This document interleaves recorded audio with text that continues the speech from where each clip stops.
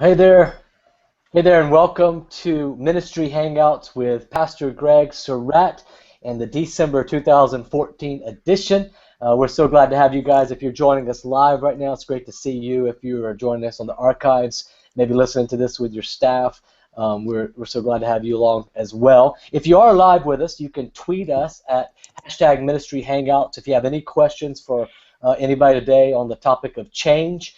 And just want to get your questions out there. We'd love to ask our panelists that and our guests that. And then you could also just retweet it, let your friends know this is going on, and we'd love to have them. But it wouldn't be Ministry Hangouts with Pastor Greg Surratt without Pastor Greg Surratt. Let me throw it to you, Pastor Greg. Tell us a little bit about what you do here. Thanks, Sean. Listen, we're glad everybody's along for the ride. We're going to just have a conversation as if we were at Starbucks, and we're going to talk about change today. Now, I've got my Orvis fishing hat on because I would like to be fishing, but I'm not. It's December, and I am in the throes of getting my Christmas Eve message. Anybody else dealing with that right now? I called 2 or 3 friends today and said, "Help me! I need some ideas." And so, anyway, we're in the Christmas season. I think most of you are aware of that. We got some great guests today, and maybe I'll talk to them a little bit about Christmas. But we'll also talk about change and how it affects us as the leader, how we can negotiate it well, and maybe even talk about some of the changes that each of us are involved in currently. So, Sean, why don't you introduce to us who's with us today? Absolutely. We have got first Pastor Matt Fry, who is a pastor at C3 Church and also one of the lead team members of the ARC, which is the organization that plants churches all over America and now the world that Pastor Greg leads up. And Pastor Matt, you tell us a little bit about yourself, but also I see in the background there that you maybe had taken out Bambi's second cousin there. It looks like there's something behind you there. Oh, I didn't realize that was in the background. Sorry. Can you see that? Yeah, right. How many points is that, Greg? Yeah. I think Here's the deal, Sean. Let me just say this. Matt and I went hunting at another friend's place, who I won't mention his name, but his initials are Willie George, and I shot a bigger deer than Matt, and it's been a problem for Matt ever since. And so now we've got him on the podcast, and he's got his little deer up there on the wall, and I'm happy for you, Matt. I really am. So if you measure by redneck standards, my deer is bigger. But if you use the official, whatever the Sportsman. Yeah, the sportsman measuring, then Greg's is slightly bigger in that standard. But we're rednecks here in Johnston County, North Carolina. So Yeah. Pastor Matt, it looks like that deer has more points on it than NC State scored in most football games. Oh, that is accurate and painful. Hey, listen, being an NC State fan keeps my prayer life up. I just helps me pray more. Am I supposed to introduce myself or something? Yeah, just tell us a little bit about your family, your church, and introduce yourself a little. Well, we started C3 Church 16 years ago. We're on a 47-acre tobacco farm here in Johnston County, North Carolina, about 20 miles southeast of Raleigh, North Carolina. We just, as I mentioned, just celebrated 16 years as a church. My wife's name is Martha. She's in Africa right now on a mission trip with a team helping adopt a village there, doing some Christmas parties with Children's Cup. I have 3 children. Gloria, my oldest, is a sophomore at Liberty University. My second daughter, Caroline, is a first-year student in our leadership college here at C3, and then my son Caleb is with my wife Martha in Africa, and he's 15. So it's an honor to be on the Ministry Hangout.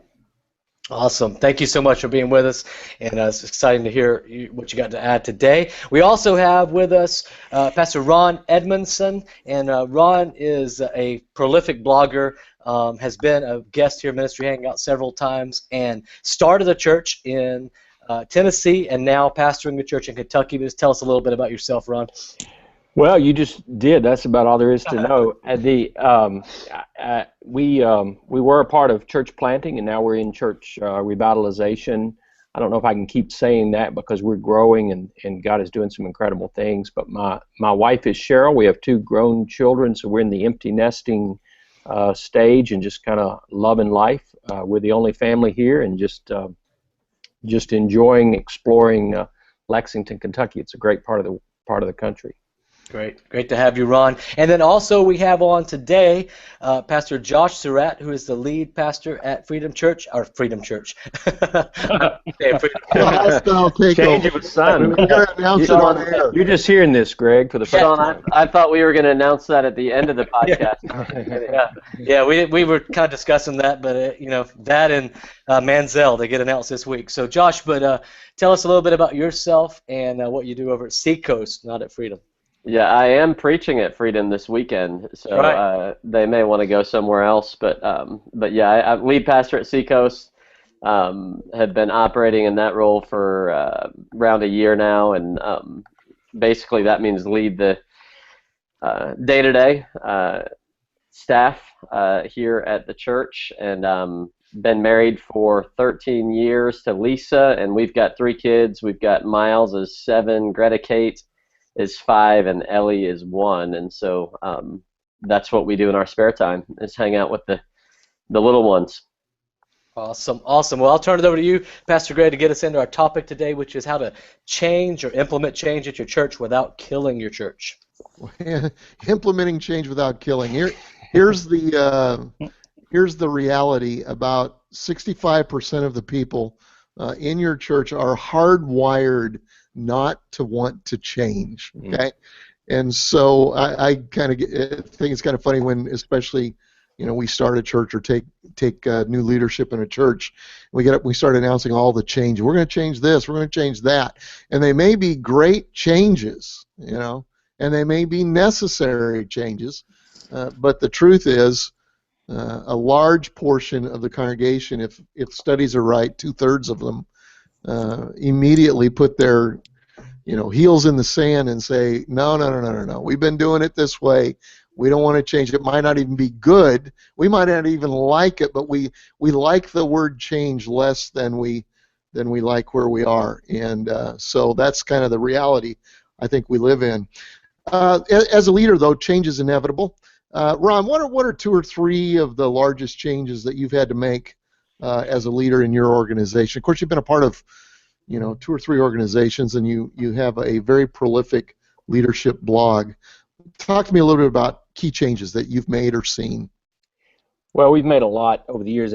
I'll talk in current context because it probably is more relevant to a lot of the people that you're talking to. In church planning, it was so much easier to make change, to be honest. We did announce. We made the decision on Thursday. We announced on Sunday, and we went for it. But here, this is a 104-year-old, 105-year-old church, very established. They had made some changes, and honestly, we're in not so good of days, and so they kind of had locked down and said, we're not changing anymore. And so that's kind of the atmosphere that I walked into. And the biggest changes so far, we've been here 2.5 years. This one doesn't seem like it because coming out of the church planning world, but changing our service times was absolutely huge, and stylistically that we changed some styles around. So that was huge, and then the other was changing our organizational structures. And we made one change the first year, the other change the second year, and those were very just monumental for the church. So how'd you go about it? Even take something like service times. If you're a church planner, you just get up and announce, hey, next week we're having church at such and such a time. Why wouldn't you do that where you're at, and how did you go about that? Well, and this was a situation where we had a contemporary service, more contemporary service, and it was early, and we had a more traditional, more blended service later, and the population was almost 50% senior citizens when we got here, and they had gone through so many changes, and honestly been very faithful to the church. A lot of people had left, but these people had been faithful, and that was one they just weren't willing to make. And so I was pretty much told, you'll die on this one. And yet I knew enough to know we couldn't grow. We're less than a mile to the University of Kentucky, and one of the challenges they wanted us to do was reach college students. We knew we couldn't get college students here at 9 o'clock. So but also knowing we couldn't move the same way, and some of that just comes with seasons of walking through leadership. You know, I could have announced it, but I would have killed myself. So we brought together a team of 20 or 25 people from every age group. I pitched the vision to them. I just asked them to pray about it, and I told them, "You're going to make this. You're going to lead me in this decision. I'm not going to make this for you. Here's what I think has to happen, but I want you to pray through it, and I want you to come back." And in 60 days, they came back and were unanimous. And we took. But even with that, I knew I had a mandate then. But even with that, we took 1 year to make that change. Wow. And we had countless meetings. We put together a brochure. We talked about it all the time, constantly vision casting. And it seemed like overkill. And yet, you know, and I even preached a message on Esther, you know, that said, you know, if I perish, I perish. I had said, you know, I don't know if this is going to be successful or not. I've been told it won't be. But and so we did, and we took a year to do that, and you know, so far it's been wonderful. I think we may have lost a few people, but it's been phenomenal, that change for the church. So you basically flip-flopped the services. Yes. Okay. You know, somebody told me a while ago that people support a world they help to create, and that's kind of the principle that you operated on there. You can announce change, you can walk into change, and sometimes, you know, sometimes we have to do that. But people support a world that they help to create. So you brought in, you know, 25 people and said, "Hey, help me create a world here." And so they were more apt to walk in it. Do you see that? Is that a little bit? Oh, absolutely, absolutely, yeah. No doubt about it. And we took that 25 to another level and to another level. We kept building the size of the group as we pitched the vision. Matt, how about you? What are a couple of changes, maybe recently or in the history of the organization, you've had to make as a leader? Well, yeah, a lot of things have changed in our church's history. The most recent change, perhaps, would be about a year and a half ago. One of the biggest changes, we launched a Thursday night service, and for years we had a Saturday night service, and we just felt like we needed to make a shift and move it to Thursday night, which was, I didn't know, but maybe one or two churches that were doing that. So what we did was we kind of made it as a summer schedule. So we started with on Memorial Day weekend and ending it with Labor Day weekend, and we just kind of packaged it as a summer schedule and got people to sign up to say, would you consider making this your service for the summer? Come to church on the way to the beach, come to church on the way to the mountains. If you work on the weekends, this is a great service to come to. So I actually went on my first ever little sabbatical, came back a couple months later, and the Thursday night service had actually grown. And so I came back and I said, hey, apparently this service is pretty popular. That's because you had me preach while you were gone. Exactly. That was High Attendance Day. That was the best day of the whole summer, actually. And even though you had to preach here because your deer was not as large as the buck that I shot, but that's another story. So I came back and I said, hey, apparently this service is popular. Why don't we just keep it going? And I got a standing ovation. So really? That was the first time I ever got a standing ovation for announcing a service schedule change. So let me hitchhike on that, and you maybe have more to say. But the principle with Ron was people support a world that they help to create, and I think there's a principle in there with you too. I don't know how you would say it, but you said this is our summer schedule. In other words, this change isn't going to be forever. This isn't, I was praying and God told us this is what we've got to do. Right. Anybody ever made that mistake? Yeah. And then you've got to go back and say, oh, whoops, I'm not sure it was God. Yeah. Right. But you gave some flexibility that says it's kind of an experiment. This isn't something we're going to do forever. Right.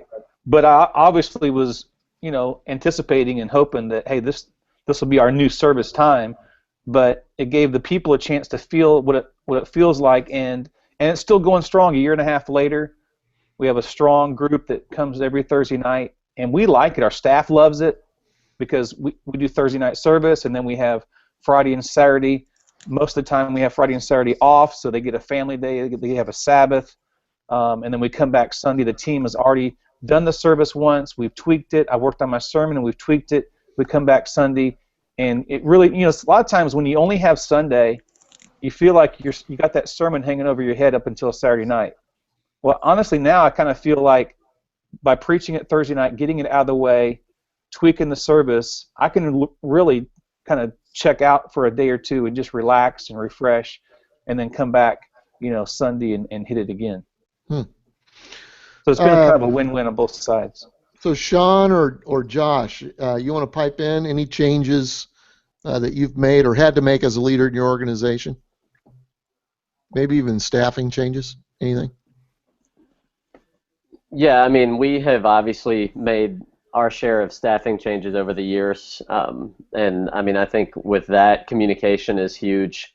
I think most of you guys would probably agree. Nobody ought to be surprised when we're having a conversation about a staffing change, especially if it involves them leaving the staff. We should have worked with them up, for a period of time up until that point. But we also, I know Pastor Ron mentioned it, but the most recent one that we're going through right now, obviously we're in transition as a church, kind of in an exchange zone of a relay, and so that's a big just transition period, and we may talk about that a little bit more in a little bit, but in that is a reorg of the staff, and so we've had to do quite a bit of reorganization of the organizational chart so that I can be effective as a leader, and so that we can just maximize the organization. And so as far as principles go, I mean, again, trying not to have anybody surprised when the announcement comes out that they have a new boss, or that their world's been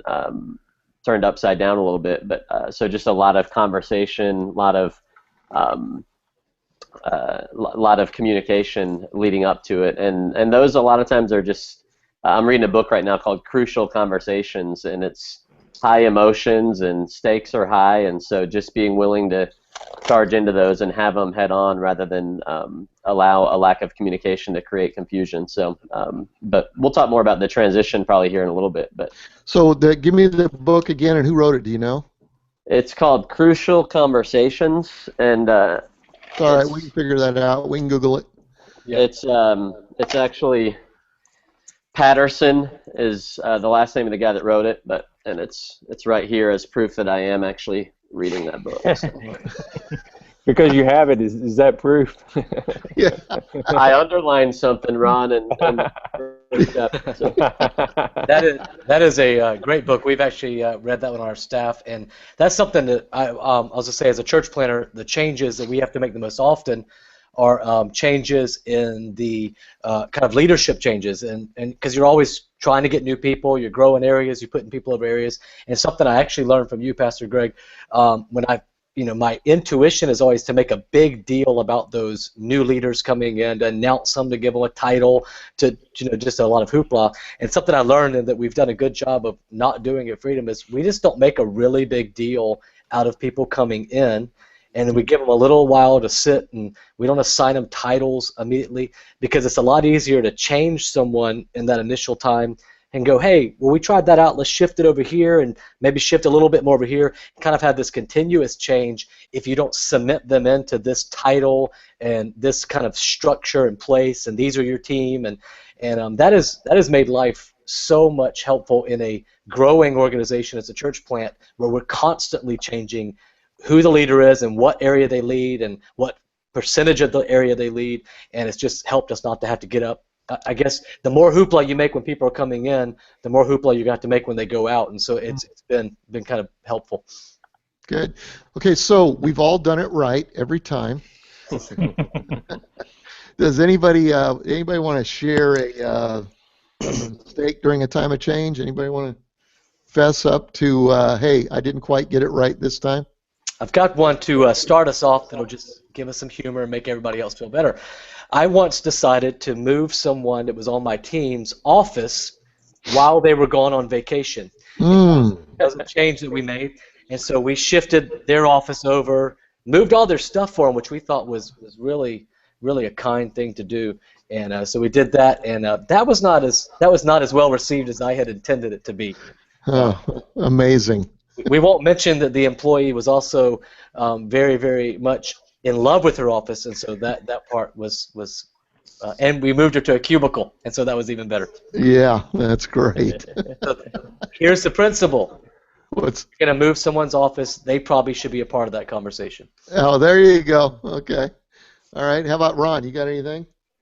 Well, I was just thinking whenever we've made change, and we've made a lot of change in a couple of years, when we look back, it's amazing how far we've come.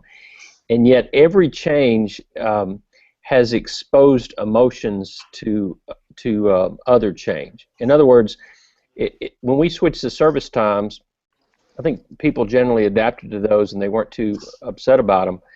But it just, whenever you make a change, it just uncovers the emotion of change. So there may be something changing in their life that they can't do anything about, and yet they get upset about it, about the change you're making because of what's happening in their life. You just remind them, hey, the world's changing and I can't do anything about it.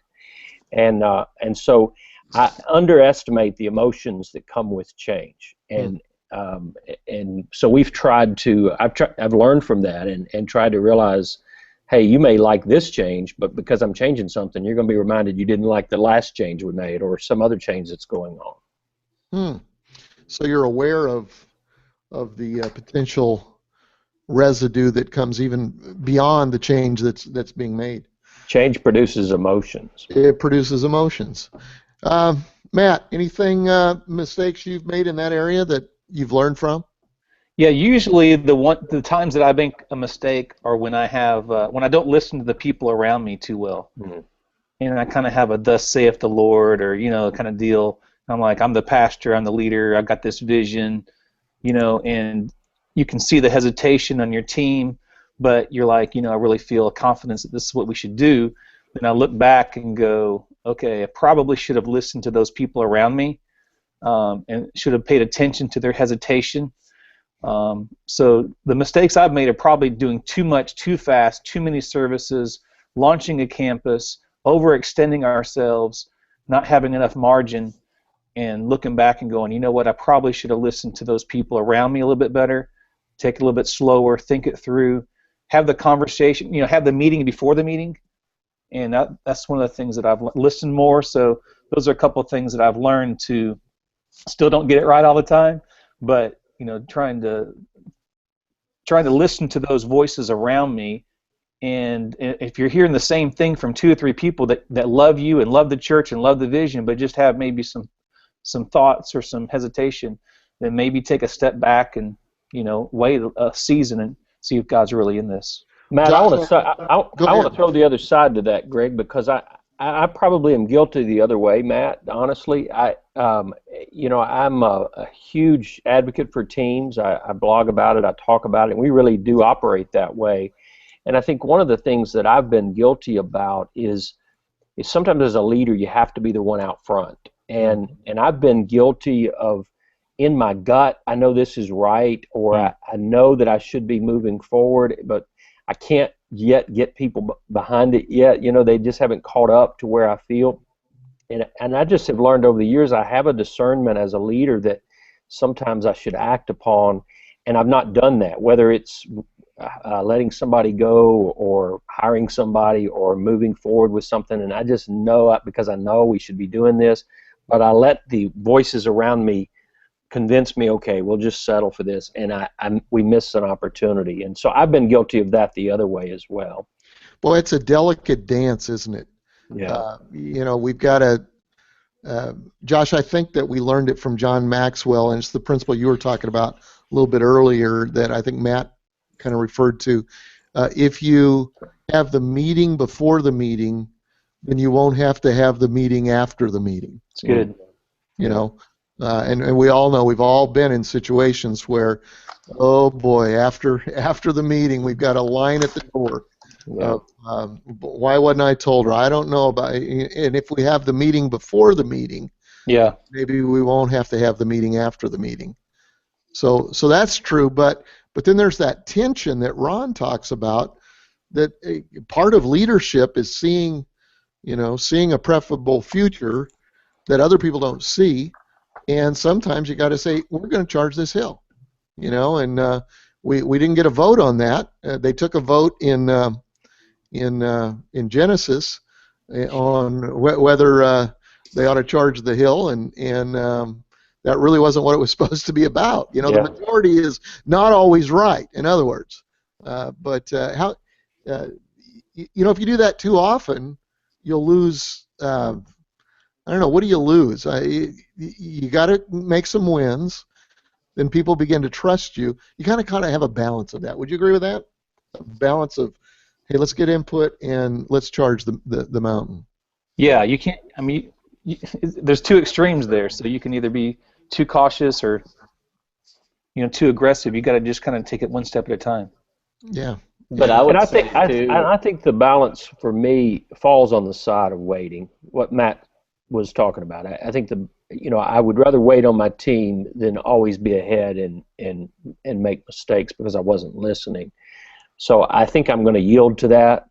So that when I do step out and say, no, I'm telling you, we're going this direction. Trust me on this.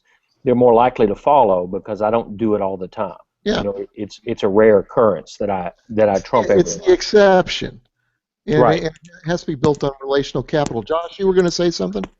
Just, that I think as I've watched you over the years, some of the most, defining moments for maybe you as a leader or for Seacoast as a church have been those times you've had to kind of go outside of the team consensus and make a call, whether that was going multi-site or going to response time or even introducing conferences. I can remember we had a meeting where we really had a vision to do conferences, but the team that had been assembled had just some legitimate concerns, but their concerns had kind of gone from, hey, here are some obstacles to, hey, we really don't think we should do conferences. And a collaborative leader might have just gone, all right, well, the team doesn't think we should do this, let's move forward. But you've had to, and again, I agree with everybody, there's balance, but I think that we can't be afraid in those moments to go, I know the team has said this, but I feel this, we're going to go this way, and let's get on the same page. So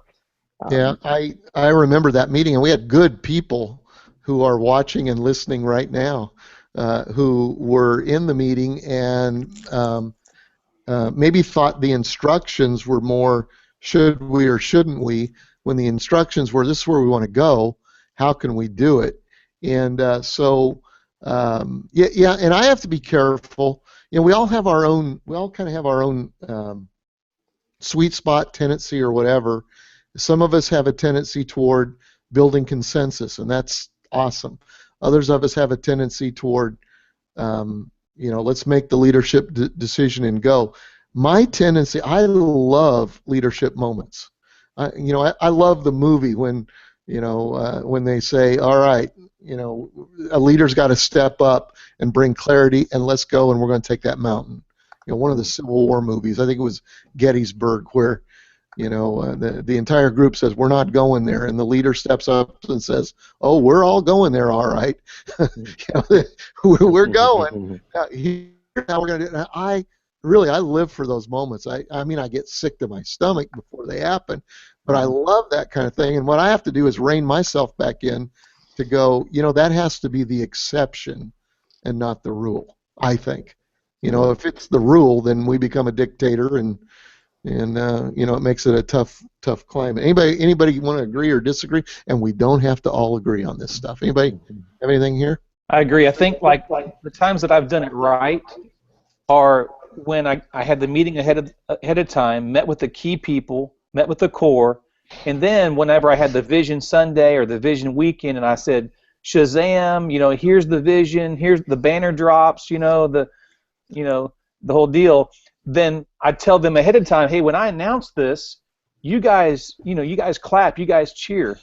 And so then whenever I announce it, there's this instant excitement, and people are around kind of going, hey, this must be pretty exciting. And so they're clapping. They don't even know why they're clapping because the core has bought into it. They're excited.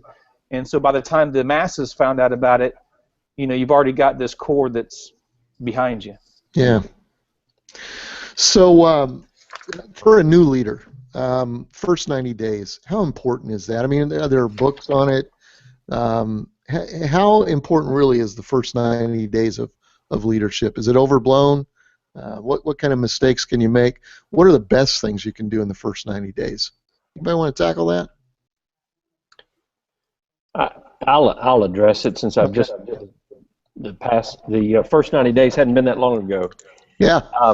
You know, I think I would say I wouldn't put all the weight on it that probably some have. You know, I think you definitely have a kind of a window there of opportunity, but I think you can certainly mess it up quickly, or you can do nothing in that 90 days. But I think I don't think it's do or die time, to be honest. Unless you're just an idiot, you know, and do something, you know, really stupid. But I think in the first 90 days, what I would say is don't make a lot of decisions, and sit back and study and learn and build some initial relationships. One of the first things that I did when I got here was ask the people who were on a search team, so they were the closest people to me in the church. I asked them to give me a list of any influencers that I needed to know, and I spent the first 90 days getting to know as many on that list as I could, and listening and just hearing their vision. I spent, and I still do this 2.5 years later, I spent time in our history room. You know, we've got one of those that you have to find the key to get to it, and so we spent, I've just spent a lot of time in that initial time getting to know people and developing some trust and learning some history of the church and some culture and some DNA. And so in the first 90 days, I would just, I just talked to a local city council person that was just elected to our city council here. And I said, look, you're going to be on 2 years. If I were you, I would do nothing the first 90 days. I would sit there and soak it in, because what you say in that first 90 days is going to be remembered. You said this, and you may not feel that way in 91 days. And so I just do very little that first 90 days and soak it all in. Now, does the fact that, and I'm thinking politically here, you know, we judge our president on the first 100 days. Yeah. Have they really changed the world? Have they done what they said they were going to do in that first 100 days? Don't you have a little bit of political capital in that first 90 days? Because I think you have the first year. Okay. You know, and I think you unless you know it's just so blatant what needs to be done in that first 90 days, and we did some of that. I mean, there's some staff changes and some things like that we knew had to be made. We knew before we came. Everybody was just waiting for the new guy to make some of them. Those type changes are different. But if you're going to monumentally change the church structurally or whatever that is, and I think that first 90 days is a trust building, and you can lose that trust and then take months and years to redevelop that. That's true. And then again, you may not want to make those same changes on the 91st day. I think you'll have a good year or two of kind of that honeymoon period where you and you know, I think you're wise to use that presidential illustration and that pressure that's on in that time frame. And yet, how many times do we go back and realize that first 90 days, that all that they mentioned, either they don't get it accomplished, or it wasn't the major things that should have been done anyway. So you're still going to be there on 91 days if you didn't do any of those major things. Just don't mess it up on that first 90. Yeah. Matt or Sean, Josh, any comment on the kind of what would be ideal in the first 90 days? Well, I think if you're starting from scratch, that's one thing versus inheriting something. So if you're starting from scratch, I mean, you've got to get going. You know, we started here 16 years ago, and we had to get off the ground fast. So we didn't have time to like reflect on anything. But when you're anything to reflect on, it's like, yeah, we're just here. So if this thing's going to make it, we're going to have to roll up our sleeves and get going. But what did you do before you launched? We took 17 months before we launched, and that was a long time. But there were lots of meetings before you ever went public. Well, we didn't do it the right way. we didn't do it the ARC way. We had our launch like 3 weeks after we hit the ground. Wow. And it was God's hand was on it, but that's the only reason why it worked. Sure. I wouldn't recommend the way that we did it. But yeah, you're right, Ron. There needs to be a preparation. Typically, it takes 9 months, to have a baby. So Matt, just look back with me just for a minute. All right. So you said you moved to town. 3 weeks later, you started a church. Right. All right. If you were gonna do it over again, how would you have done that differently? What would you have done maybe to lay the groundwork? And how did a lack of that preparation impact you? I know this isn't on my question sheet or anything like that, but can you think about that a little bit? How would you do it differently?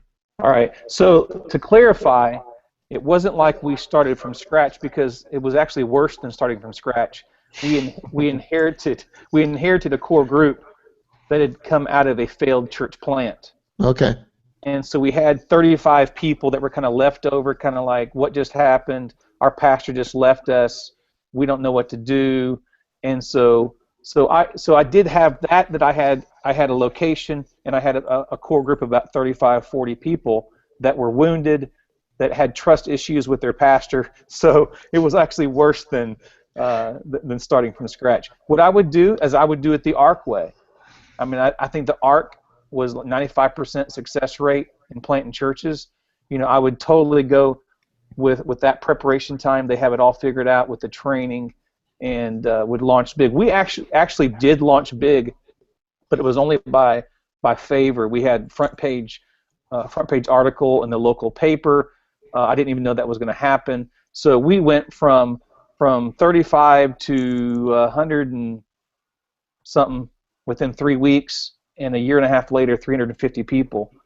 But that was not exactly the ARC way of doing it. It was kind of just a God thing, how it happened. Well, Matt, what I hear in that story, I think there's a principle there too. I love the term caged momentum, and I like to use that before we launch anything. I like to get people to where they're just about ready to say, look, if you don't do this, I'm going to be. There you go.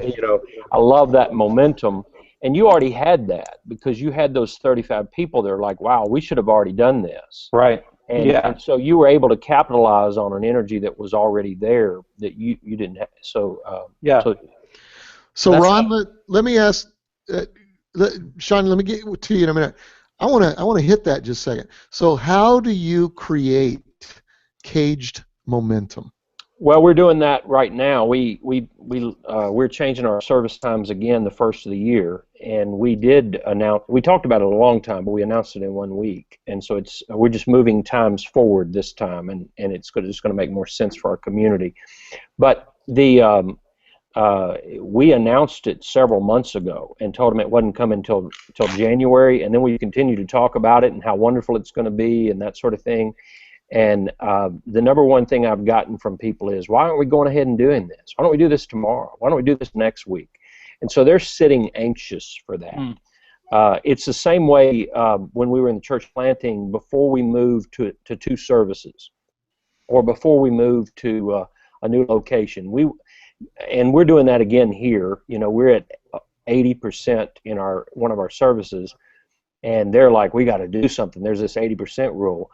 Well, our people don't know we need to do something yet. 80% rule only works when you've done that for a long time, long enough that we see the need, but they don't know 80%.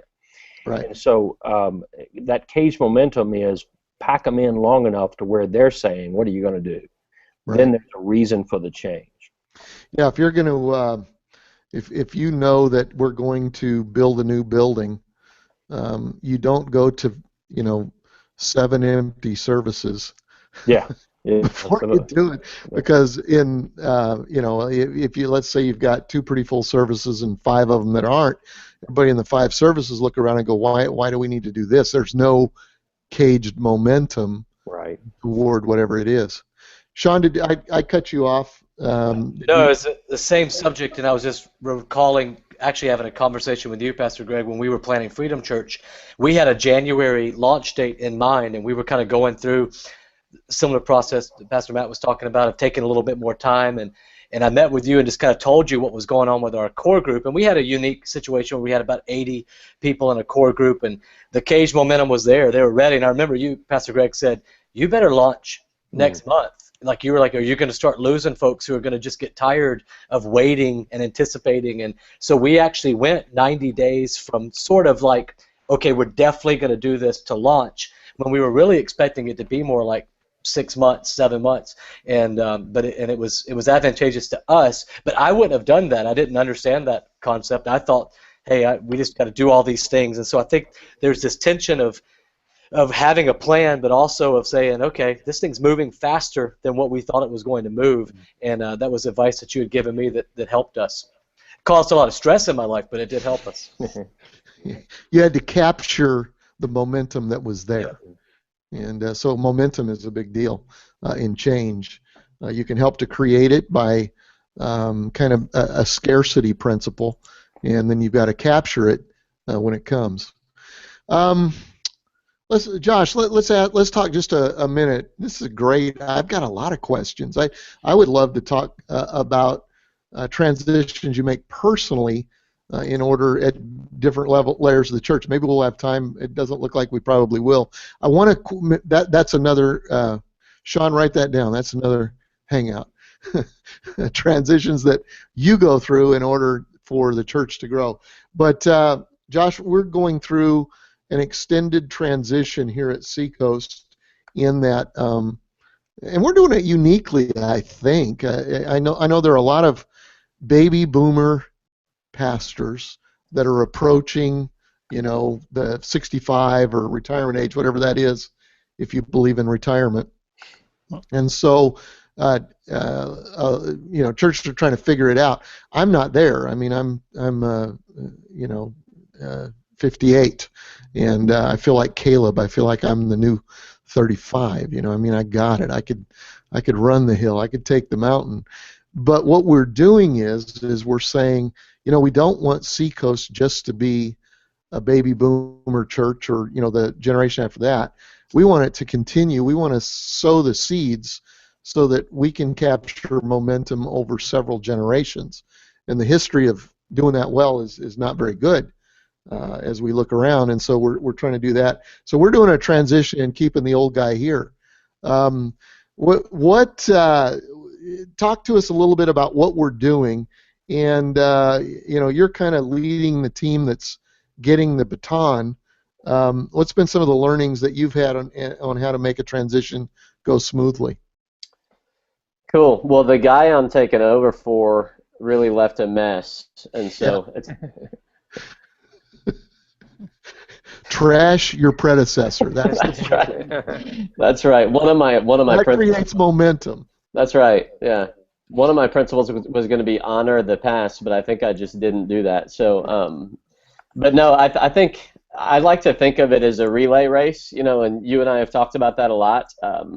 Sometimes we compare life or church to a sprint or a marathon or whatever, but I think in reality it is a relay race. And I think it was the U.S. women's team that for 3 straight Olympics, they were by far the best team and the fastest team, but they fumbled the baton and transition all 3 years and ended up not even placing on the platform. And so I think some of the principles are start the transition while both of you are still running, and I think that's what you talked about, Dad. You're 58, and that is young. A lot of guys aren't even thinking about transition at this stage in the game, but really you begun this transition, I would say probably 6 to 8 years ago, not to me personally, but transitioning the teaching platform, the pulpit. You began to transition that to younger leaders, and you began to transition kind of even the writing of your messages by doing your message planning meetings, bringing us into it, teaching us how you write a message, what's going through your mind as you're doing it, and then getting our ideas into it. And so I think, making sure both of you are still running. You don't start thinking about transitioning a church after the next generation has already kind of left, but you're doing it way ahead of time, and I think you've modeled that really well for us. And I think from our end, it really does come down to honor for me. I think as a new leader and a young leader, obviously, hopefully you have vision, you've got direction, you've got dreams, you've got things you want to try, but a lot of times in our zeal of taking the future, we kind of disregard or dishonor the past. And I think remembering that it's not just the new leader that's making a transition, it's the prior leader that's making a transition, and it's the congregation and the staff that are also all a part of this transition together. And so the more we can celebrate what's been done and realize that the office that I'm sitting in was paid for and sacrificed for, and people had faith for before I ever even showed up here. And so I just think that as the next generation of leaders, we just have to honor like crazy. I think ours is definitely unique in that it's family. It is a healthy situation, a healthy church that we're stepping into. And but you said the word extended transition, and I think one of the things that we're doing at Seacoast is it is a longer transition probably than some people might do, but I think that's been a good thing. And by the time we kind of get up and announce to our church that a major transition has happened, I think most people have pretty much figured out that stuff has been changing for the last several years. And so I don't know if that's a good way to do it or not, but it's the way that we're doing it, and it probably is made easier because you're not going anywhere, you're not leaving. You have a new mountain that you're taking, but you're also able to celebrate that, and we as a church are able to go, hey, this is our mountain too. We are excited about ARC, and we're excited about being a part of church planting, and so it's kind of we've been able to do it slowly.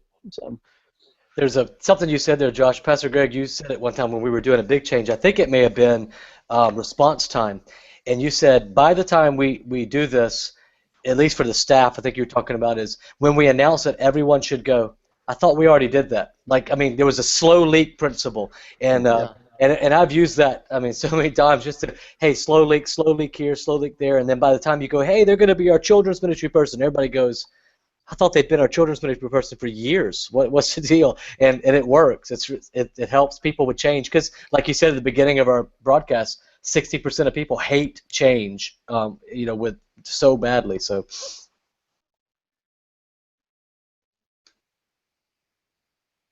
I think we may have lost Pastor Greg. Yeah, we have. What do you guys have to add? Oh, there you are. You're back. Pastor Greg is back now. I'm back. I was just so taken back by your answer that I didn't hear that. And I don't know that's the right thing, how we do things. That's why it's fun to have a ministry hangout where we hear some other perspectives. But there is power to having a surprise announcement. That's kind of, everybody kind of likes that, and that's kind of cool. And we do that sometimes, but we almost always want to leak. Whatever it is we're doing, we leak it. We like leaks. We want, like Sean said and Josh said, when it's something major, we really would like the majority of the people to go, well, I thought we'd already done that. This isn't a surprise. What a disappointment this announcement is. Yeah. And that's how we operate, because I'm a coward as a leader. Anybody else on transitions? Have you been through them? How have you handled them?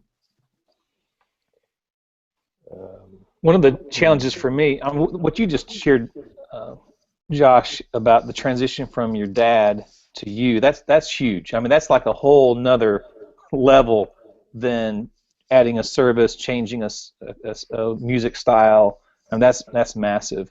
One of the things for me, I'm in my late 40s, and Martha and I looked at each other a few years ago. We're like, if we're not careful, the church is going to get older with us, and we think we're young. In my mind, I'm young, but we had to think, how can we make sure that we're the church of Abraham, Isaac, and Jacob when we've got all generations that are being represented? We looked on the stage, and our worship team and our band, they just looked old, and we're like, you know what, we need to have some, it was almost, it may not have been the best way, but it worked. almost overnight, we said, okay, let's get some students from our youth group band, some of our college students, and let's put them up on stage in the next few weeks. And we just kind of continued that, making sure that we always stay young, not just my age, because if you're not careful, I can kind of think, well, I'm young, but, you know, we've got to make sure that the generations coming behind us are being raised up. So even Josh, you know, you have generations coming behind you already. Mm-hmm. And you're just now taking over because you're what, 30 or what are you? 35. 35. So you'll already see, hey, you know, I don't want the church to become 35 years old and up. You know, we'll make sure that we're bringing the generations behind us as well. That's good. That's good. Tonight I'm speaking to the student ministry. It scares me to death. That's awesome. Absolutely scares me to death. But you know, that what Larry Osborne taught me something too, that because I'll be honest with you, I'll just be, you know, I've been lying the whole time, so I'll be honest right now. Actually not. It's just when somebody says I'll be honest with you, you wonder about the last things they said. But you know, as I've grown with the church, 26, it's going on 27 years. At first, real easy to relate to all generations, those just ahead of me, those behind me. As you got a little bit older, then you get a little, you know, you get a little bit further from the latest generation. And so how are you going to relate? And sometimes you're tempted to, you know, try to be overly hip and cool. And I wished I was more hip and cool. I wish I was like Matt, actually. He's my hero in that. But it's just not in my genes. My wife's hip, I'm not. And Larry Osborne helped me with that when he said, you know what, the next generation and the generations on down are not looking for you to be hip and cool like they are. They're looking for you to be the dad or the grandfather that they wish they could have. Mm-hmm. And if you can have that, you can always have a voice in their lives. And so on my social media and all that, you guys know that follow me, I'm all about kids and grandkids. Well, it's intentional. That's something I think I can model. And I want to be a model of the dad or the grandpa that the generations that I'll never be, you know, the Katy Perry hip model, you know, for, I can be the example and still be tied into their lives and speak into their lives occasionally. So, all right, I tell you what, we have a lot more that we could say. We're about to run out of time. Here's what I want to do. We take just a minute, and this is tell us what you're reading, what you've listened to, what you've written. Time for shameless self-promotion. You know, whatever you want to do. But if there's anything that would be a benefit to those who are listening right now, Josh, you mentioned a book. Mention that again, if you would. Yeah, it's called Crucial Conversations, and it's actually written by 4 authors: Patterson, Grenny, McMillan, and Switzerland. These guys just studied where a lot of businesses drop the ball, and he defines them as crucial conversations, and it's where 3 factors come together. The stakes are high, emotions are high, and there are differing opinions, and he calls those crucial conversations. And so it's just a good book. You know, when we're talking about change, a lot of times there are crucial conversations around big changes that you're making as a church. So it's been helpful for me as a leader. Good. Matt, anything you guys are doing, or you've heard, written, seen that you want to share with us? Well, just the book Irreverent. That's the only book that I pretty much. Yeah, that's a huge one in my life too. Yeah. It's a long book, so it's taken me a while. You know, right now we're in a big transition with our church, launching a campus in downtown Raleigh this next year. We're launching a campus in South Africa, which is kind of adopting a village kind of flow.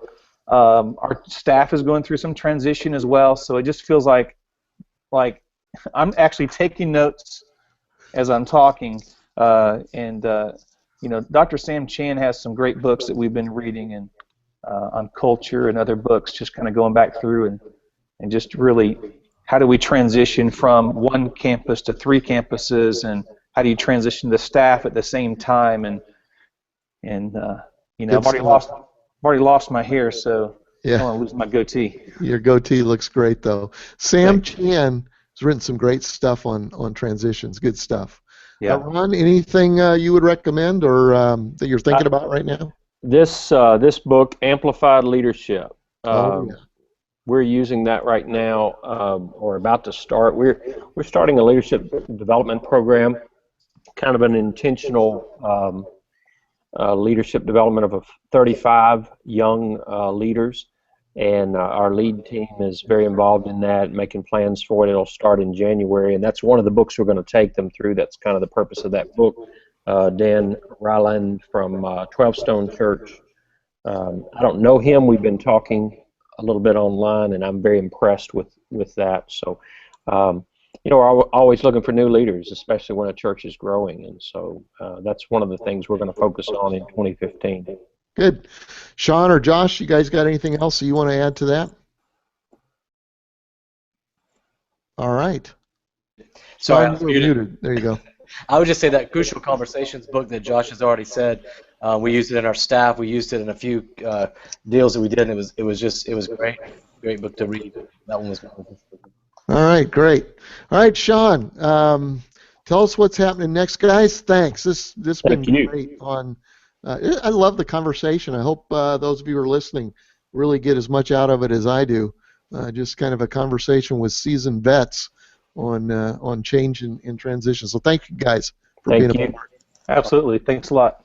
Yep, thank you guys, and hey, thanks for joining us on Ministry Hangouts again, and as well, we got the archives. You can go to gregsurratt.org or to ministryhangouts.org, and you can find the archives there. Also, you can subscribe to the podcast, and that is something that you can go back and listen to them at your own leisure. You don't have to watch us on video if you do that.